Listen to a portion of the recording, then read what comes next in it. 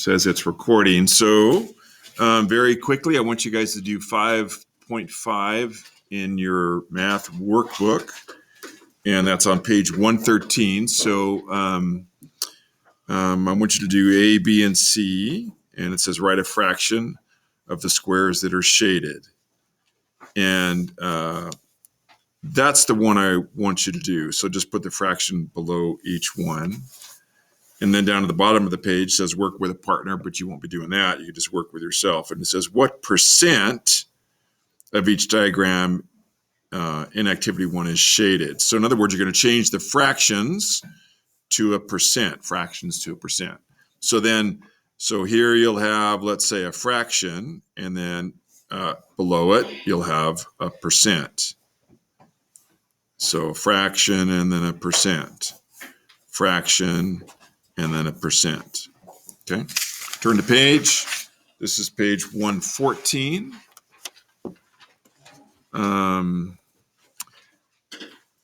Let's see here, A, B, and C, what percent of each diagram is shaded. So the first thing you're going to put is a percent and then write each percent as a fraction. So you're doing the same thing, but the first one is the percent and then the second one is the fraction. Same thing, but just kind of reversed order. And activity 3, draw a model to represent the fraction. I do want you to do that.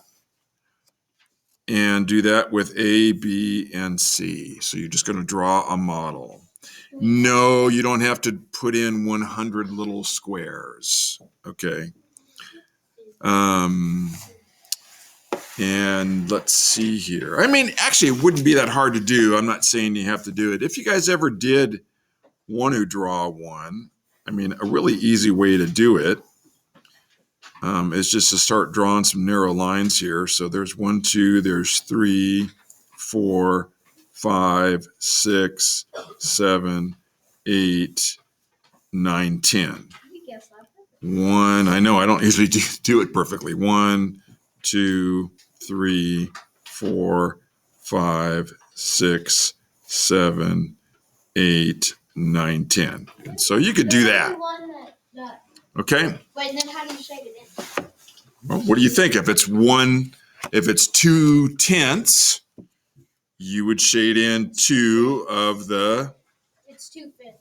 Well, I know it's 2/5. I'm not giving you the answer, is what I'm saying. Oh. If the fraction was 2/10, you would shade in two full lines. Okay. All right, next page. Let's see here. Percents continued, same thing. I want you to do D and E. So again, you could just draw a box like I did. In your own words, what is the connection between ratios, fractions, and percents? So give an example. So I'm going to write an example, but you guys can't use it. I'll say, I'm going to write 10 to 1, or it could be 1 to 10. That's a ratio. And then a fraction would be 1/10. And then a percent would be 10%. Okay. And then I'm going to explain just in a sentence what the relationship between each one is, which shouldn't be too hard to do. You guys cannot use 1/10. You come up with your own. Okay. So I do want you to do number 4. Number 5, think about it. Your score on a test is 110%. Wow. What could that possibly mean concerning the test? Next page.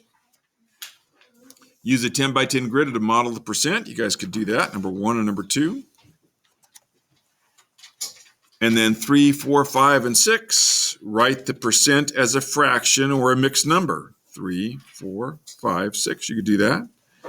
And 7, 8, 9, 10. Write the fraction or mixed number as a percent. So now you're converting these to a percent. And I taught you guys how to do that yesterday. And number 11, you answered 85% of the questions on the quiz correctly. What fraction of the questions did you answer correctly? So I'll read it again. You answered 85% of the questions on the quiz correctly. Okay. What fraction of the questions did you answer correctly? So you got to change 85% to a fraction. That's it. I'm going to end this recording just over almost 6 minutes.